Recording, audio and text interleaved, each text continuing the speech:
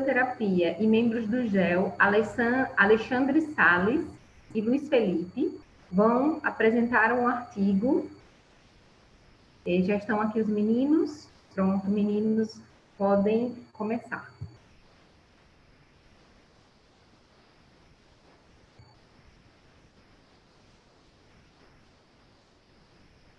Os áudios estão desligados. Ligou agora? Agora estou ouvindo. Boa tarde de novo, boa tarde pessoal. Deixa eu transmitir aqui a imagem.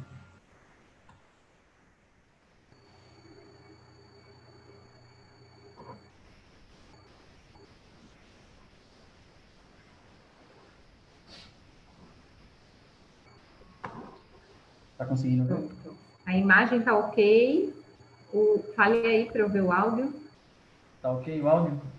Está só um pouco baixo. Aumente Baixo. um pouco, por favor. Melhorou um pouco? Melhorou. Pronto, pode começar. Tá certo. Primeiramente, eu queria agradecer o pessoal que ficou até agora, né? Até o final. Lembrando que tem sorteio ainda, né? Após as apresentações, assim como ontem também teve. Agradecer também a uns amigos meus que entraram, não puderam assistir as palestras da manhã, né? Vão assistir a gravação, mas entraram agora, né? Para prestigiar a apresentação. Eu e meu colega aqui, Luiz Felipe, a gente trouxe um artigo bem interessante, que eu gostei muito, na verdade, que foi um artigo feito esse ano, né? Que é um artigo de validação e confiabilidade de um novo teste funcional para a extremidade superior, o Upper Limb Rotation Test. Ele é um artigo dos autores, principalmente, que eu vou citar 3 autores, que são o De Cleve, N. Kuz e o Van Kant, o Joaquim Van Kant, que são autores que também estão presentes em outros 2 estudos, que eu vou falar um pouquinho mais à frente, né, que tem relação também com esse. Bom, antes de começar, vamos lembrar que na literatura a gente tem vários estudos, com vários também testes funcionais, pensando em atletas overhead e também pessoas não atletas, como critérios de evolução, como critério de alta, para rastrear também um possível fator de risco para lesões nesses atletas. Porém, essa literatura ela traz algumas limitações. Que limitações seriam essas, pensando em atletas? A real solicitação do esporte.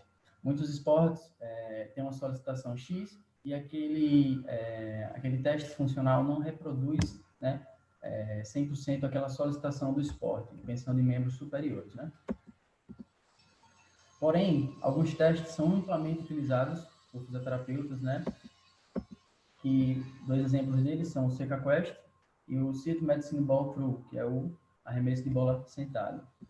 Sabendo disso, os objetivos desse estudo foi determinar a confiabilidade desse novo teste em indivíduos adultos saudáveis e correlacionar esse teste com outros testes também bem descritos, né, e bem utilizados aí, que são eles, os testes funcionais, o Seca Quest, o arremesso de bola sentado, e outros 2 testes, testes que são o teste de força isométrica dos rotadores internos e externos, esse SAC, que é o Self Assessment Corner, que é um método de autoavaliação também descrito esse ano por aqueles autores que eu citei no início, né, N. Kuz, De Cleve, que é um método de autoavaliação dessa força, e o SRT, que é a amplitude de movimento de rotação do tronco. Foram utilizados esses 4 testes aí para correlacionar. Bom, esse estudo, como eu já falei, foi feito em adultos saudáveis, 91 adultos, né? 45 desses adultos eram mulheres e 46 homens.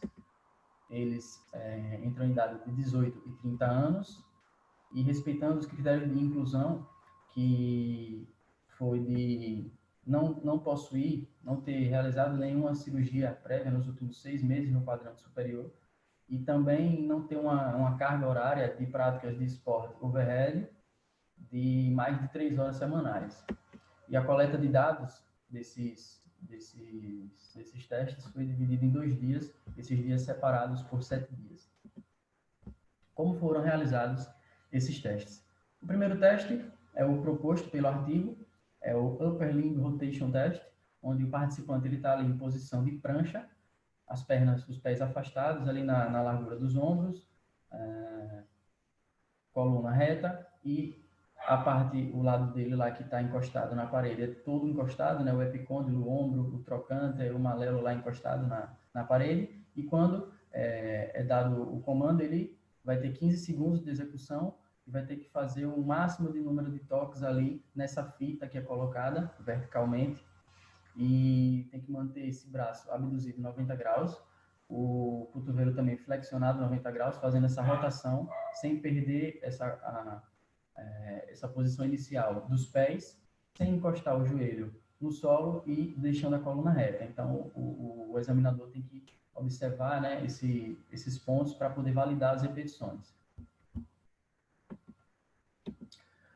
Os outros testes, primeiro aqui o Self-Assessment Corner, que é o método utilizado, né, para avaliar a força isométrica dos rotadores internos e externos. Peguei essa imagem lá no artigo de Decleve, que foi onde ele descreveu, né, esse método. Ele só faz a troca, né, do fisioterapeuta ali, posicionando o dinamômetro, uma autoavaliação mesmo. Ele diz lá no estudo dele que o fisioterapeuta, ele às vezes fica mal posicionado, ou então não tem uma força para estabilizar ali aquele dinamômetro, e às vezes tem um risco aí de errar nesse teste. E aí ele desenvolveu esse Self-Assessment Corner. O braço contralateral ali vai na altura da lombar, e a perna também contralateral fica um pouco mais à frente, e o avaliador observa se ele compensa com o tronco, né, inclinando lateralmente ou rotacionando esse tronco aí para validar essa repetição. É também instruído para que ele inicie essa força de forma gradual, e quando chegar no máximo de contração, ele manter essa contração por 5 segundos. O segundo teste aqui, o arremesso de bola sentado. O paciente está sentado, as pernas estendidas, ele encostado na parede, as costas e a cabeça encostada, os ombros abduzidos 90 graus, com a bola aqui na altura do peito. Essa bola ela foi envolvida por um giz de ginásio, né, para facilitar a marcação ali na fita métrica, né, quando eles forem olhar lá a distância. E outra coisa, antes dele realizar o arremesso, foi instruído que o participante apenas estendesse os braços e soltasse essa bola em cima da fita, para quando fosse fazer a medição dessa distância do arremesso, ele subtrair com essa distância inicial, né, para respeitar também a variabilidade de cada participante aí. Outro teste, o Seca Quest, né? Peguei essa imagem lá nesse artigo também, que é uma revalidação desse Seca Quest modificado, que ele não utilizou a distância lá descrita por Tucci e colaboradores de 91 centímetros. Ele utilizou a distância intracromial, né, para fazer também respeitando a variabilidade de cada indivíduo, né? E só que aí essa distância de 91 centímetros aí já é uma discussão para um outro momento. Rotação de tronco é feito dessa forma: paciente sentado numa cadeira, os pés apoiados no chão, joelhos juntos, os braços cruzados na altura do peito, com um bastão ali abaixo, logo abaixo das clavículas, e no meio desse bastão foi posicionado um goniômetro digital, para quando ele fosse fazer a rotação, né, máxima do tronco, o avaliador olhar ali em graus, quanto foi, e tem que observar também se ele tira o quadril da cadeira, se ele tira o pé do chão e se ele também separa os joelhos. Vou passar a palavra agora ao meu colega Luiz Felipe. Estão escutando bem, tudo ok? O áudio tá bom? Tá ok, tá ok. Posso dar início? Pode. Boa tarde, pessoal. Vou dar continuidade ao artigo proposto, né? E como Alexandre salientou bem, esse artigo teve como objetivos analisar a confiabilidade de correlação intra-seção, e a outra foi de correlacionar esse teste com os demais testes, como ele falou, sobre o Seca Quest, o arremesso de bola sentado, de força isométrica dos rotadores e da amplitude de movimento rotacional do tronco. Bom, e quais foram a base que eles utilizaram para separar esses números e quantificá-los? Bom, como vocês estão vendo, no lado esquerdo, eu acho, se eu não me engano, tá os coeficientes de correlação intraseção, ICC, onde eles se dividem em confiabilidade perfeita, muito alta, alta confiabilidade, confiabilidade moderada e baixa confiabilidade. E os valores vocês podem verificar aí do lado.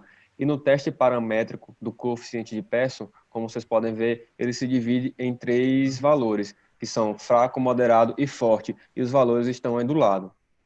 Pode passar, Alexandre.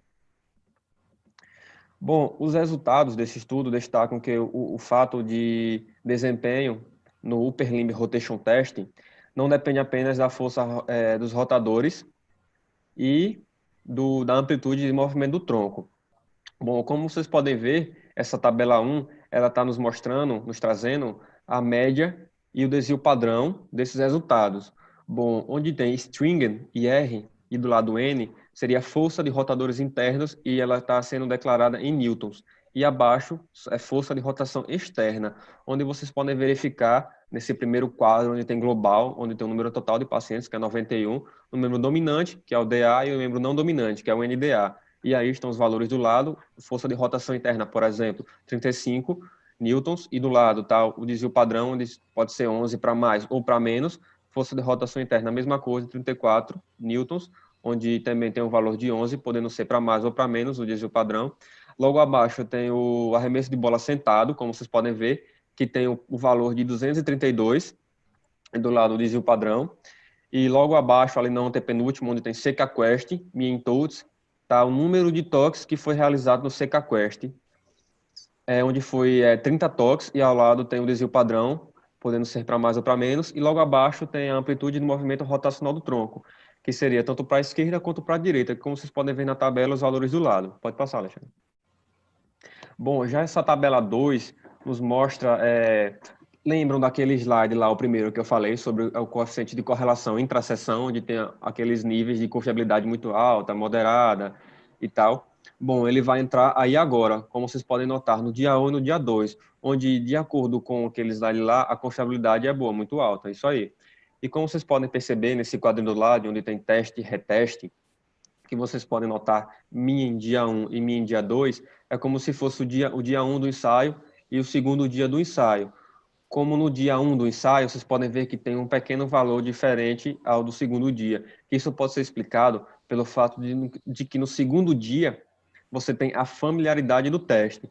No primeiro dia você entra, o avaliador ou o clínico vai explicar para você como o teste é realizado, como funciona, o que ele faz, a posição, e logo no segundo dia você já sabe essas bases desses parâmetros, então você já otimiza mais o seu tempo e a sua avaliação. Por isso que nesse segundo dia tem um pequeno valor mais alto. Pode passar, Alexandre.